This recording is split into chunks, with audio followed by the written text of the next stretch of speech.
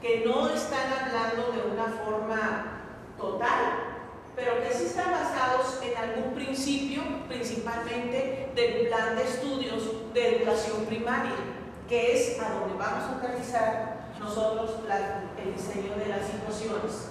Entonces aquí decimos que cómo considera el aprendizaje. Por eso cuando decimos que tratamos de desarrollar competencias para la vida, de las tres que nos mencionan ahí dentro de lo que es el programa, pues aquí está, ¿verdad? Que los muchachos puedan participar, puedan recuperar y sobre todo puedan actuar, ¿sí? De acuerdo, primero, a su nivel educativo, del primero al sexto grado, cómo están, y sobre todo los intereses y pues los conocimientos que tengan, ya esos saberes que todo el mundo tenemos, ¿verdad? Eso es importante y eso viene en el plan de estudios de educación primaria. Entonces, si dijimos que en la unidad 1 vienen aquí lo que está con viñetas, primeramente vamos a ver cuál es la finalidad en primaria, en el programa en los programas de educación primaria, lo que es la enseñanza de la geografía. ¿Sí? A ver, compañero. Finalidades de la enseñanza de la geografía. Explica la organización espacial de las sociedades humanas, es decir, cómo las relaciones sociales van transformando el territorio a lo largo del tiempo y cómo, simultáneamente, la configuración espacial de un territorio influye en las estructuras sociales. Si nosotros vemos cuáles son los elementos claves aquí de las finalidades, ¿qué quiere la enseñanza de la geografía en educación primaria? En las palabras de ustedes. Considero que, bueno, el personaje es toda la influencia que ha ejercido y que ejerce el hombre sobre su espacio geográfico. Un ejemplo claro, por ejemplo, regresando a mi comunidad, ¿no? Hace muchos años, en el gobierno de un tipo de Cozumel, quería hacer una autopista que uniera a Bacalar con la capital también ahora. Y se le hizo fácil, sí hicieron todo lo que es el traslado, de hecho ya trazaron las 4 carriles, pero no querían construir puentes, que hay puentes aquí en el país inmensos. Entonces se le ocurrió a esa gente tapar la laguna, rellenaron una parte de la laguna y ¿qué pasó? La laguna tiene un traslado de los ríos, ¿no? Los ríos solo van para un solo lado, la laguna tiene que hacer como un circuito y no había cómo salir el agua. Taparon y el agua que se quedó acá se quedó acá, el agua de acá se quedó de ese lado. ¿Qué pasó con el agua? Que se empezó a echar a ver. Y eso propició que se perdieran las especies en el tiempo, hace como 15 años por eso.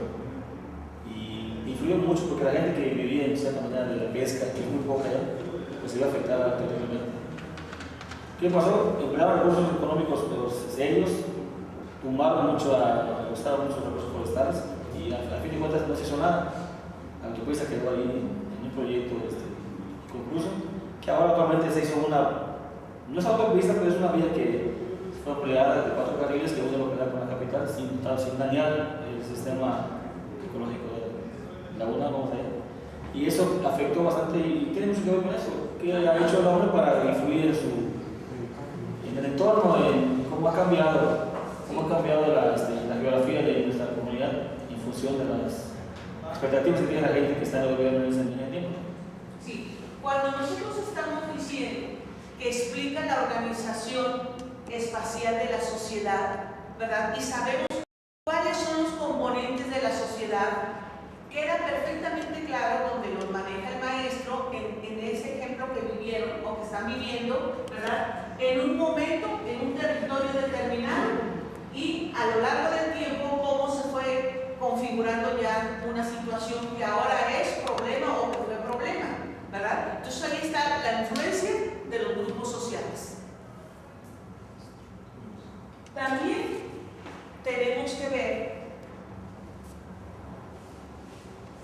desde la educación cómo se trabaja, ¿verdad?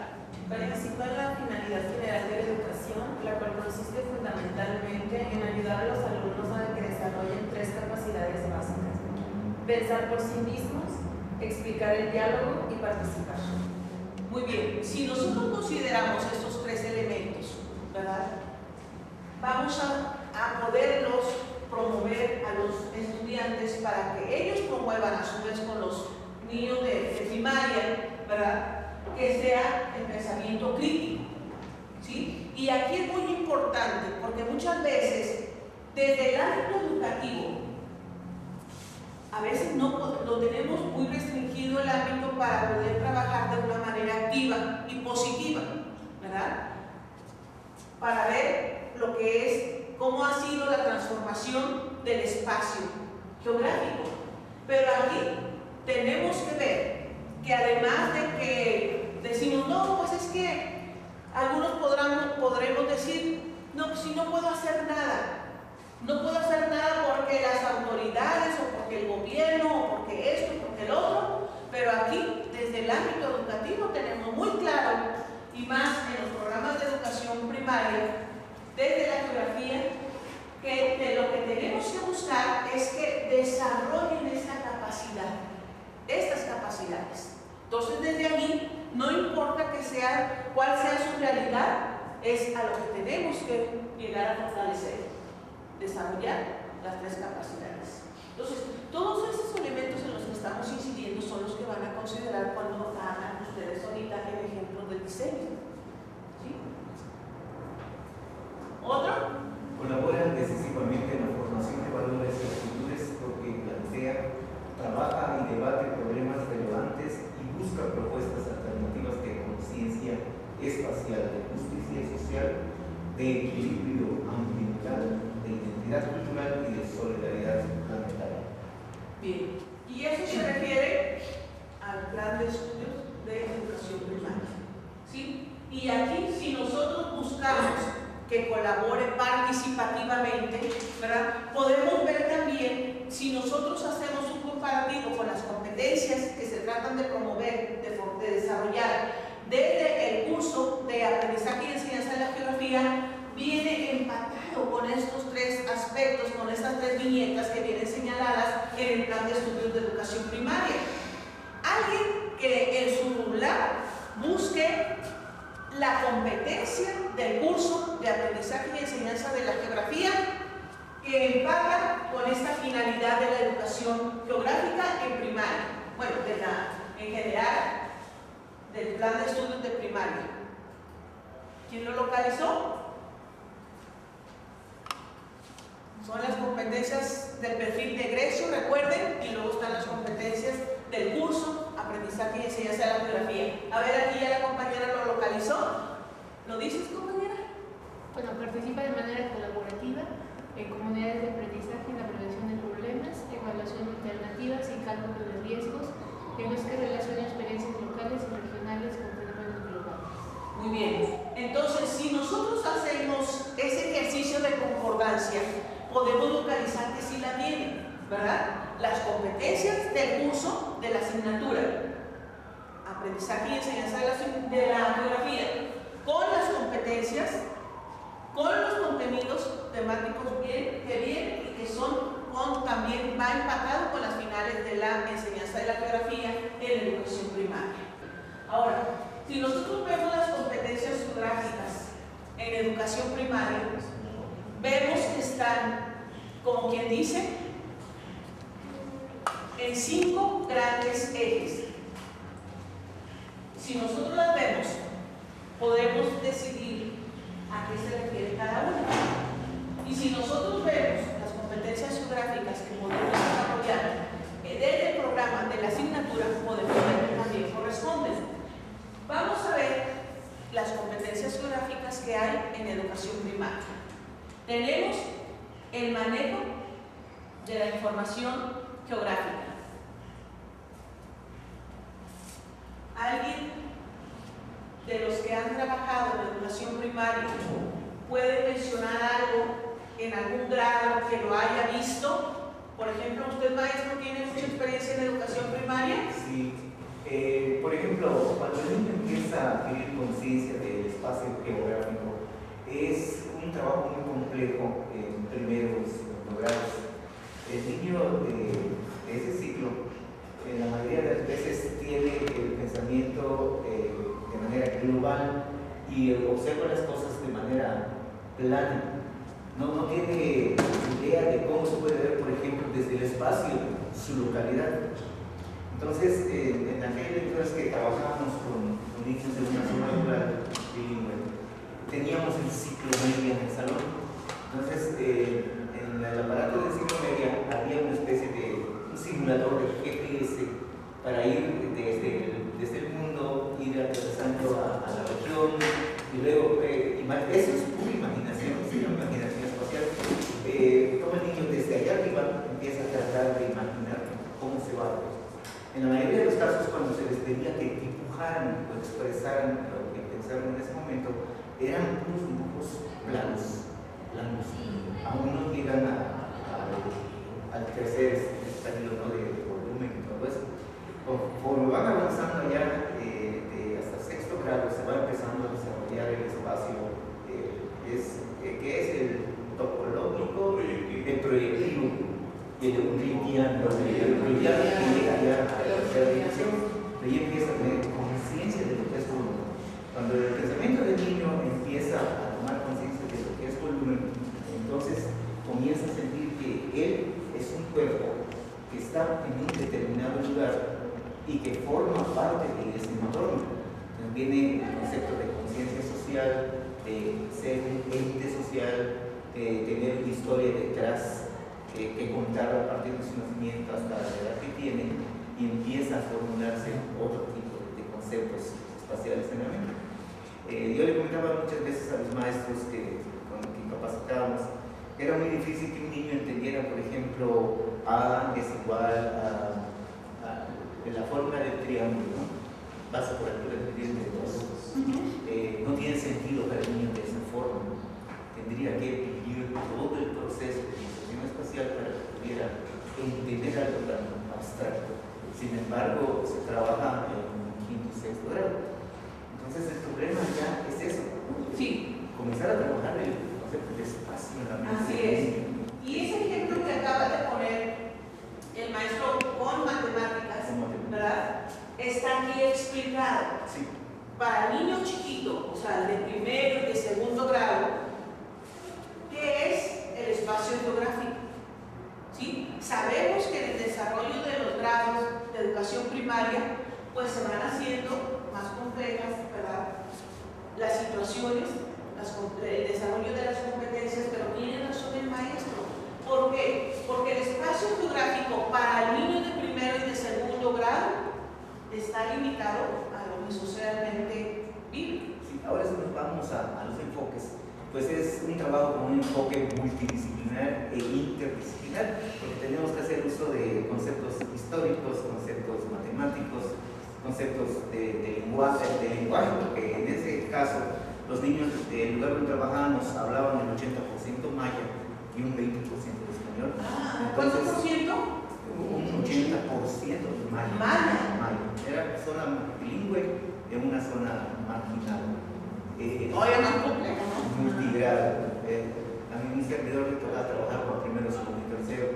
Entonces, darse a entender o hacerse entender con ellos es difícil, porque el niño que es bilingüe primero piensa en su lengua y luego trata de entender la otra lengua y así traduce el contenido de lo que pretende y luego pero es maravilloso porque es una comunidad pequeñita, era de 127 habitantes, solamente eran 36 niños en toda la escuelita y todos incluso tenían abuelitos que no hablaban nada de español, era un maya muy puro, muy puro. Entonces los conceptos que ellos tenían de espacio estaban muy impregnados con las creencias, tradiciones mayas antiguas, que también eran muy valiosas. Desarrollaban todo, por ejemplo, venían con cuartas, con varas, con codos. Todo bien. Sí. A ver, compañero, disculpe que lo interrumpa, pero a ver, quiero preguntarles al grupo, ¿qué elemento, por ejemplo aquí, si los niños, estamos hablando de los niños pequeños, ¿cuál elemento social o natural se está refiriendo el compañero? Cuando está hablando de cómo miden, cómo hablan, costumbres y tradiciones. Costumbres, condiciones. A ver, levantando la mano porque no les escucho así a todos. A ver, ¿a qué se refiere? Puede ser la diversidad cultural. A la diversidad cultural. El lenguaje y las costumbres. Que implica Sí. todo esto, ¿verdad? Y por eso dice el compañero que los abuelitos no sabían el español, que todos hablaban el maya. ¿Cómo medían? Y eso tendremos que considerarlo, identificarlo para aterrizar Pero adecuadamente. apoyaron perfectamente bien a los niños. ¿Sí? Los apoyaron muy bien con los conocimientos que ellos tenían por tradición oral de cómo medir una. A ver, ahí donde está hablando Sí. de que lo que ellos sabían, porque sabían medir, ¿a qué elemento nos estamos refiriendo? ¿No dijimos que había que considerar los saberes previos? Aquí ya tenemos que estar haciendo una interrelación, compañeros, de las competencias, de los contenidos, ¿verdad? De estar poniéndole elementos para responder a las necesidades. ¿Sí? Aquí por eso habla el compañero de los conocimientos previos que tenían y que consistían en qué. En lo que estaban aprendiendo del concepto de espacio, iba a abundar con los componentes naturales. Por A ver. De los componentes naturales. No lo hubiera dicho como yo, para que los compañeros dijeran, estos son los componentes naturales. A ver, díganme. Cuando querían sembrar un determinado espacio, los abuelitos decían no, porque esa tierra ya está cansada. Entonces, no, ahí se sembró, por ejemplo, frijol, maíz, calabaza, el año pasado, y esta vez no sirve para sembrar eso. Vamos a dejar que descanse ese pedazo de tierra y vamos a sembrar. Entonces decían, bueno, ¿dónde? Y publicaban un espacio, una parcela, allá tienen 3 mecates, cada mecate tiene 20 por 20, entonces tienen 3 por 3, son 9 mecates. Entonces empezaron a dividir, hacían los trazos con hilos y estacas, luego ponían piedritas para delimitar lo que se podía sembrar. Pero había otro proceso, había que, nosotros allá le llamamos tumbar la vegetación, con esa misma vegetación quemarla en su momento y con las cenizas pues se fertilizaba ese pedazo de tierra. Luego había que remover para oxigenar la tierra, o sea que tiene todo un proceso, ¿no? Pero todo eso es el uso y el manejo de los componentes naturales. Sabían dónde, cómo, en qué momento, en qué parte del proceso, en qué época del año, cuando ya se acercaban las lluvias, porque eran tierras de temporal, no había sistema de riego. Siempre se trataba de buscar, por eso cuando yo encontraba agua a un metro del suelo, estamos cerca de los pantanos. Entonces todos, sí, ¿termino? Sí. Entonces todos sus saberes previos, ¿verdad?, que hay en la localidad, se tienen que aprovechar, porque muchas veces, aun cuando nosotros queremos fortalecer o desarrollar algunas competencias, se pueden complementar con las estrategias que podamos hacer en el entorno, ¿sí? Y en este caso, por ejemplo, que es el manejo de información geográfica, aquí, pues a lo mejor en ese entorno, en ese espacio, ¿verdad?, no tenían las herramientas para poder usar los recursos que nos brinda la información geográfica, ¿verdad? Pero ahí, pues se atendió adecuadamente el aprovechamiento de lo que había en la localidad. Cuando nos tocaba capacitar a maestros para orientarlos y cuando nos tocó ver la enseñanza de la geografía en el centro de maestros, entonces allá se les platicaba de que supieran utilizar los recursos que llamamos didácticos, pero aprovechando el contexto. Claro.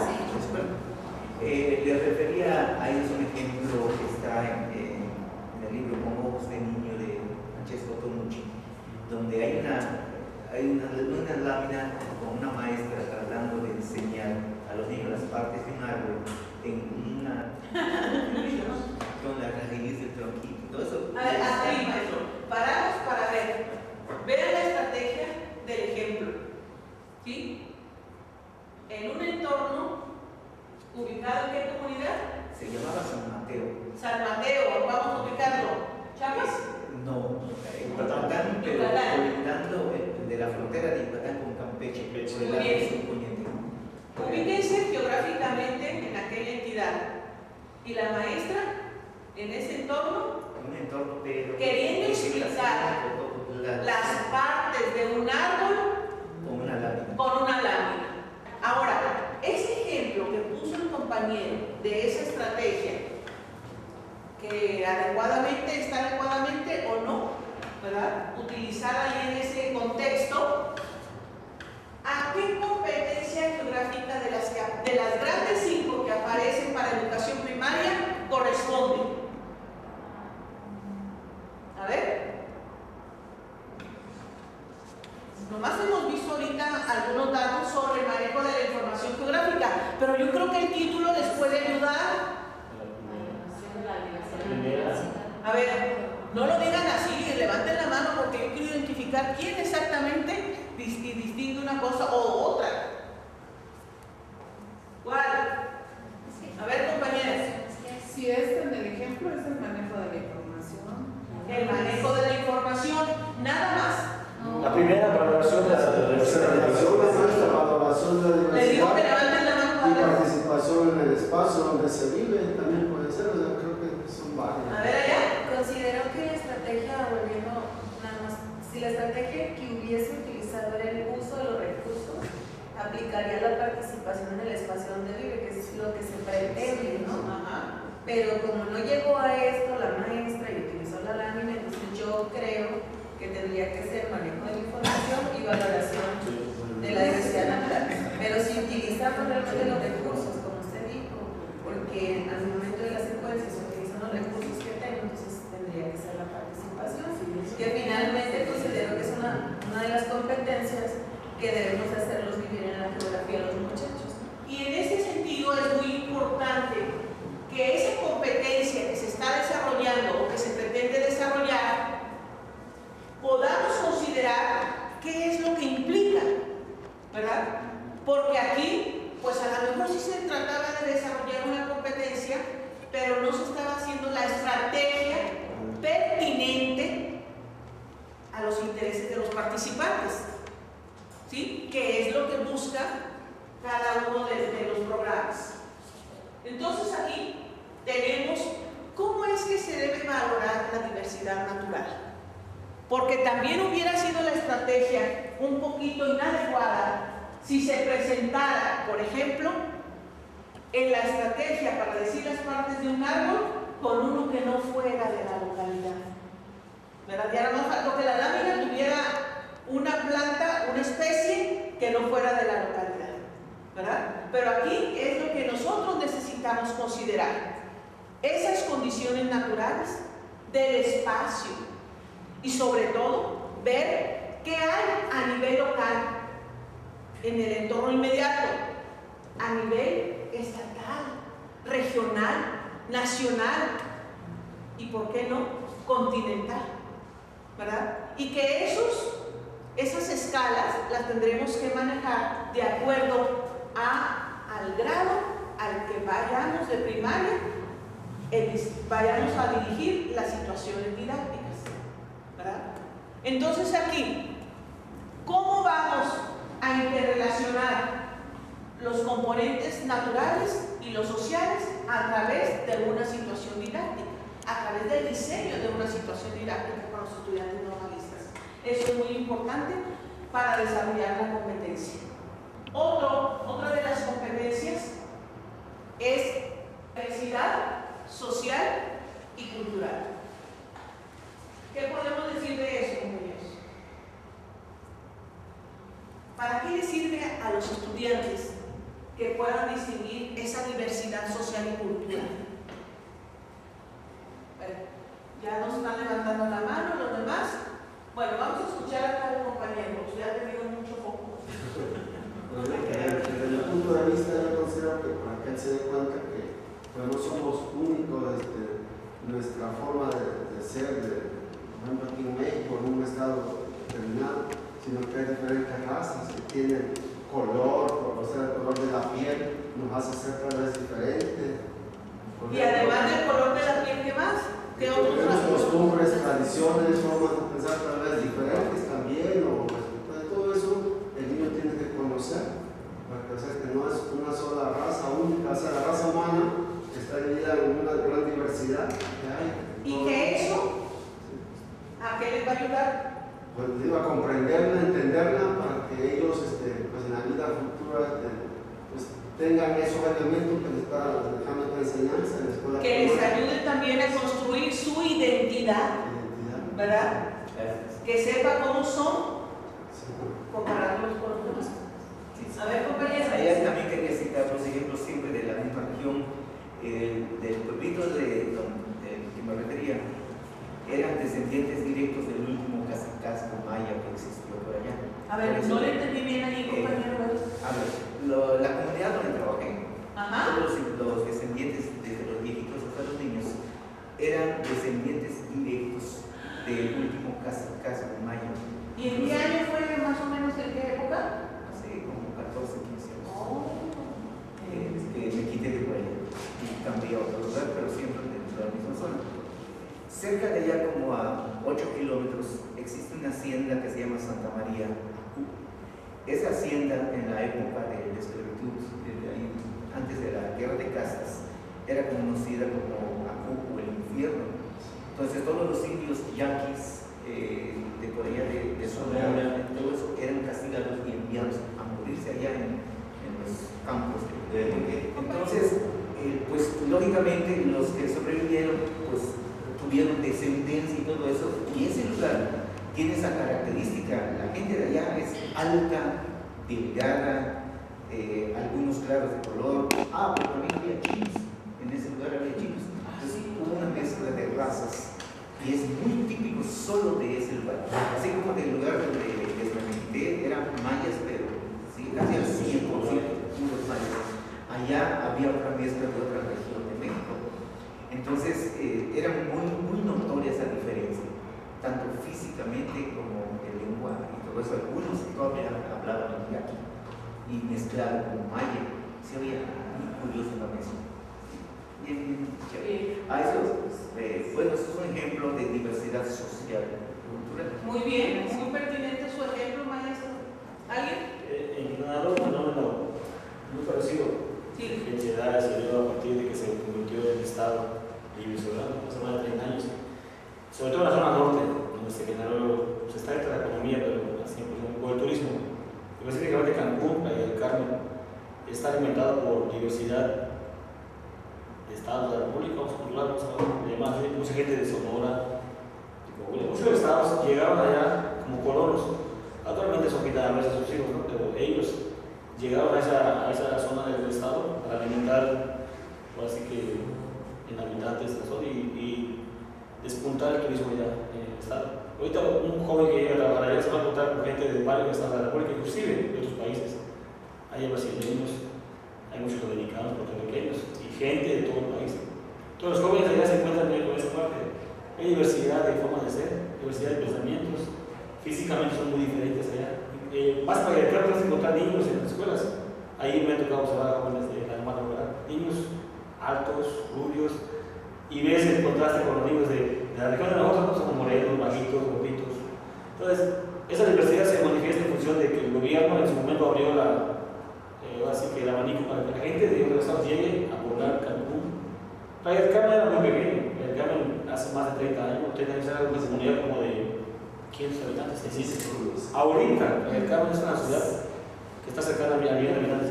Cancún, ¿y qué quiere decir? Y la zona sur se mantiene igual como Yucatán. La zona sur se mantiene con gente de Yucatán, poquito a veces.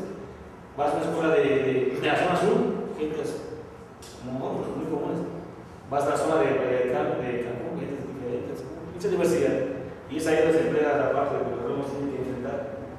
¿Cómo atender esa diversidad? Ellos tienen que ver la manera de atenderlos y sobre todo incluir a toda esa gente para que el trabajo que hagan en el aula sea benéfico, ¿no? Los jóvenes saben de la normal de bacalao, por ejemplo, intercultural o de primaria. Ellos se tratan a la diversidad, sobre todo, y el trabajo del militador está en la zona norte. Ahí hay, cada año hay aumento de escuelas, aumento de matrícula. En la zona sur, está muy bajo, de hecho, las escuelas de completo se han estado predominando. Y en la zona norte, ¿no? Ahí están las escuelas que todo el partido de 15, 20 grupos inclusive. Y los niños insisto, la baja diversidad cultural son de otros estados, la mayoría, inclusive de otros países, que han llegado a las ciudades de zona norte a alimentar la economía del país, del estado sobre todo, y se han quedado a vivir. Entonces ahí se puede poner ese ejemplo, ¿no? Muy claro, en la zona norte de Muy bien. Compañero, ¿quieren decir algo? También tiene que ver, bueno, que tenemos que incursionar en esto de la inclusión, o sea, hacia todos, la educación integral que tiene que ver con esto, porque está bien esta parte de la riqueza, de la diversidad cultural, pero también está la otra parte que no es tan agradable como seguir llamando a los indígenas, o sea, de manera discriminatoria a nuestros grupos indígenas en nuestro país. Y nosotros lo vivimos en el estado de Chiapas, donde vivir en toda la zona sur, sí, más que otros lados. Entonces, esto forma parte también de la misma apreciación, ¿no? O sea, de que debe de estar entre líneas esta parte de la educación. Aparte de estos otros grupos, hablemos de las diferentes generalidades, de las mujeres sobre todo. O sea, estamos en pendiente de un estudio acerca de qué hace con las imágenes los libros de texto también, o sea, de cuántas imágenes hay de mujeres y cómo las están planteando, porque de entrada ya está la misma postura en las imágenes del libro de texto, la mujer cuidando al niño, en la cocina, o sea, no hay un cambio. Entonces, como también nosotros, o sea, eso es lo que está ahí, pero bueno, desde la teoría de la reproducción, los maestros van a reproducir lo mismo en lo normalista, va a llegar y a ver cómo lo voy a decir y cómo está, y díganme cómo lo hago y lo hacen. Así es, y por eso es que estamos aquí, ¿verdad? Entonces, ¿cómo hacer de otra manera y complementar lo que no está, pero no está de manera explícita, pero dentro de estas mismas palabras están esos otros valores que se tienen que rescatar? Así es, ¿verdad? Porque no es, por ejemplo, estarse lamentando o ufanando de estar en una postura así socioeconómica determinada, sino que a qué va a ayudar a los niños el desarrollo de esa competencia, porque reflexionar sobre esas diferencias socioeconómicas. Yo considero aquí que el enfoque actual estriba en vivir la geografía, es decir, que simultáneamente adquiera el soporte teórico del alumno con la elaboración de proyectos de solución a situaciones reales y tiene que ver mucho también el enfoque de la percepción del espacio y pues como ejemplo una montaña, cómo la ve un grupo social de un determinado lugar, la puede ver como una diosa, la puede ver como algo que le inspira a una tradición milenaria, pero cómo la ve un empresario, pues la ve con ojos de voy a perforarla a ver qué tipo de riqueza mineral o de metales tiene, cómo la ve un grupo social de deportistas, que se yo, no, pues como algo como para instalar rutas de competencias de lo mismo, teleféricos. Así es. Y cómo lo han determinados elementos de la sociedad, porque está muy estrecho lo natural con lo social. Y a partir de eso, generar en el alumno la conciencia del uso y de recursos de manera útil. Pues, ¿cómo vería también un problema de explotación por utilidad social? Si es viable o no. Bueno, bien, ahí el compañero dio un enfoque, ¿verdad?, de lo que se pretende con la competencia geográfica de reflexionar sobre las diferencias socioeconómicas. ¿Alguien tiene otra opinión? Sí, no solamente sería la diferencia socioeconómica, sino en el trabajo que hacemos con los muchachos normales.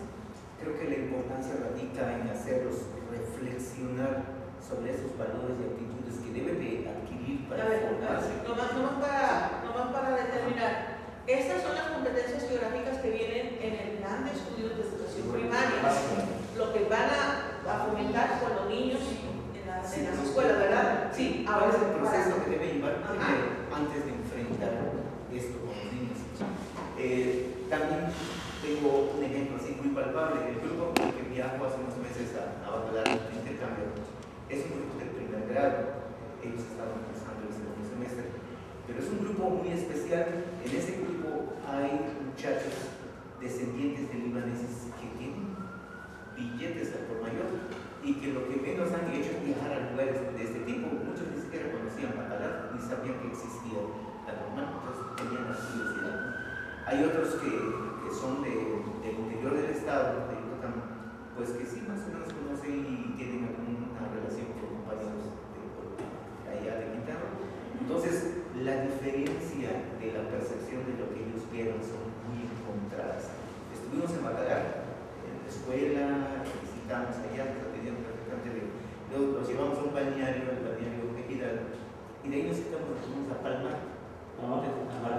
Entonces, yo quería que contrastaran los dos contextos para ver cómo iban a reaccionar. En Palmar es un pueblito donde hay gente pues, de pocos recursos económicos y de otro tipo de comportamiento. Incluso el lugar se presta para ello. El tipo de gente que asiste allá no es el mismo tipo de gente que asiste al balneario Gigante Popular, son distintos, ¿no? Entonces, los muchachos estos que provienen de gente de mucho dinero estaban como muy afectados por lo que estaban viendo. Incluso algunos dijeron, ¿cómo se ha atrevido usted a traernos a estos sitios? Y estaban ahí con la discusión. Y yo les decía, ¿qué clase de profesores van a ser?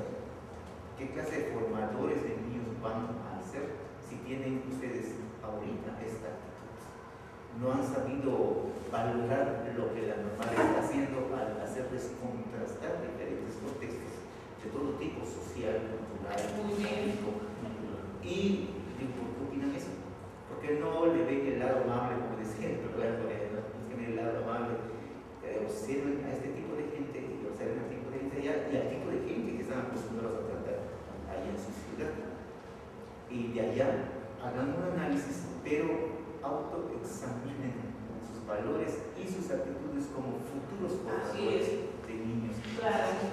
Y eso les va a servir para que en la educación primaria, dentro del desarrollo de las competencias, la reflexión de la situación socioeconómica, que vean que en su localidad les va a servir para que ellos les ayude a tomar decisiones para la vida, o sea, en su vida cotidiana, y que ellos puedan desarrollar, ya sea en la familia, en la forma individual, en la forma colectiva, con la comunidad, también formas que sean viables y pertinentes para la utilización racional de los recursos, por ejemplo, ¿verdad? Y que no impacte tanto como en el espacio geográfico como se está haciendo en general con la sociedad actual.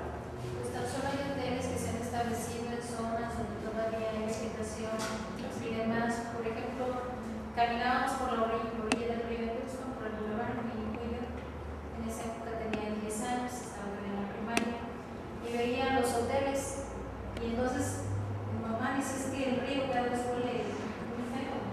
Dice, es que ¿cómo puede ser? Dice que esos hombres tan ricos, dice, no buscan la forma de no mandar sus desagües al río. Le comentaba a su papá, yo no soy originaria de Tuxpan, pero le comentaba de cómo cuando él era niño por ahí podía ver los delfines.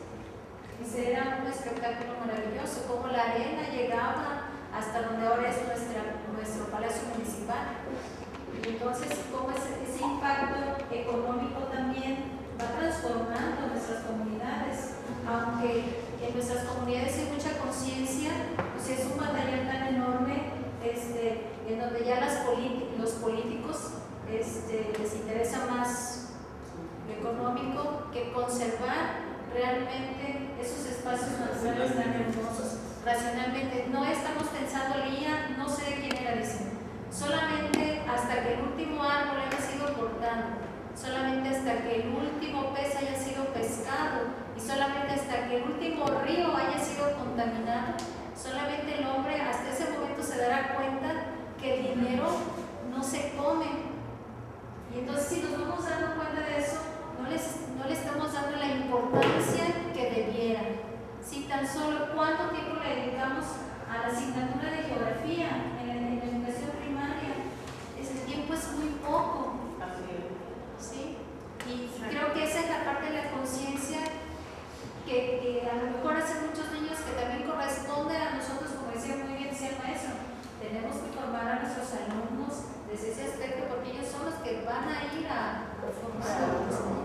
Y ahí, tanto en la comunidad, como en la escuela, como en la familia, es donde tenemos que buscar cómo vamos a participar de manera responsable socialmente, ¿verdad?, hacia lo que tenemos y que haya un aprovechamiento mejor de todos los recursos.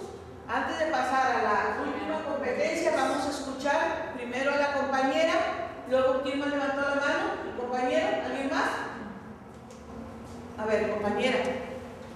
Esto es muy complejo.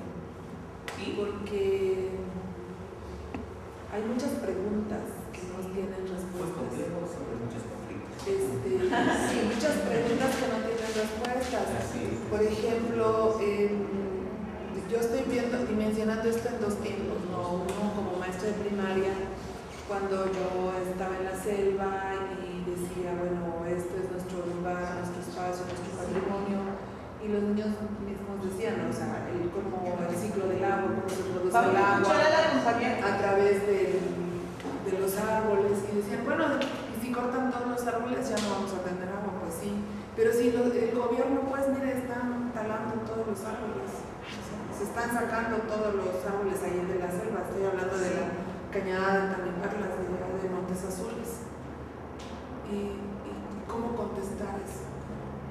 Lo mismo en la escuela normal, decir, bueno, hablar sobre esto y sí, o sea, nosotros lo podemos hacer en la escuela, pero ¿cómo le hacemos ante los mismos niños que sus padres están en esos negocios, están, o sea, sí nosotros podemos, como los normalistas, hacer la conciencia, trabajar en la escuela primaria, pero ¿qué hace el gobierno? ¿Qué hacen estos espacios? Yo sé que usted no me tiene la respuesta. Yo solamente son las interrogantes que siguen haciendo, o sea, en estas relaciones macros económicas, en esta misma relación, y lo tenemos que decir, o sea, yo de verdad en mi escuela normal se tiene que hablar de esto y se tiene que decir abiertamente. Y por eso están los medios de comunicación también denunciando, o sea, todos estos aspectos. Aquí es muy importante la función educativa que haga tanto el formador de docentes como el futuro normalista, ¿verdad? Y aquí va a ser muy importante primero que tengamos una panorámica general, una visión holística de la realidad para poder abordar una situación específica. Cuando nosotros estamos viendo una situación de conflicto que se presenta en el entorno inmediato, nosotros podemos buscar, primeramente, saber cuál es la limitación que tenemos desde el sistema educativo, ¿sí? Porque decimos, ahorita vamos a pasar para saber qué elementos, si estamos en lo cultural, en lo político, en lo ecológico, en lo social, etcétera, desde dónde podemos incidir. Por ejemplo, si yo veo que en la comunidad donde estoy hay una tradición de que X, ¿verdad?, respeto todas las tradiciones, pero no me parece lo más pertinente a mí para el desarrollo de los niños, para el desarrollo integral de la educación de los niños. Yo no voy a poder cambiar eso, ¿sí? Podremos estar discutiendo dentro del sistema, dentro del proceso educativo, dentro de la escuela, dentro de la organización, cómo podemos estar viendo los pros y los contras. Y en este caso, que si estamos viendo que una tala de árboles es ilegal, ¿verdad? Allí, como ciudadano, primero, tengo alguna responsabilidad social de hacer esa denuncia. ¿Conozco cuáles son los cauces? ¿O nomás veo que es el gobierno? No sabemos si es realmente el gobierno, ¿sí? Entonces, yo tengo que tener una visión holística de la realidad. ¿Compañero? Cuando sucede una catástrofe, un suceso político importante o de la naturaleza, por añadidura, entra el aprendizaje geográfico, y no solo del alumno de educación básica, sino del normalista y de la sociedad en general, de un volcán o algo así. Concretamente en Sonora hay un conflicto por el agua que es uno de los principales problemas. Y quiero pensar que todos los niños yaquis, porque han vivido un bloqueo carretero de más de 2 años, conocen el mapa de Sonora, donde está ubicada la presa de Loreachi y la presa Álvaro Obregón, y ya conocen qué significa caudal, cauce, cuenca, porque hay un pleito constante entre que Hermosillo se llevó el agua a través de un acueducto. ¿Por qué? Y alega que pues, las presas están próximas a la ciudad de Hermosillo, que es para consumo humano, aunque otros intereses están de por medio ahí. Y utilizan a la comunidad yaqui como un referente de bloqueo y reclamo ante las autoridades, ante quien han reclamado el conservar el uso del agua.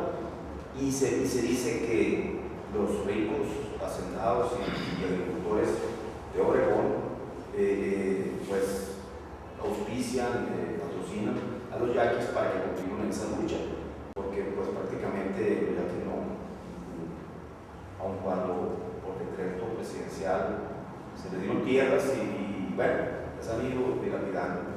Entonces, el detalle es que ese problema ya es de uso común de toda la sociedad sonorense y representa un dilema económico que ha continuado en el tiempo y en el cual esta situación de la reflexión de las diferencias económicas persiste y se nota en la reflexión que hacen los niños de esta comunidad yaqui.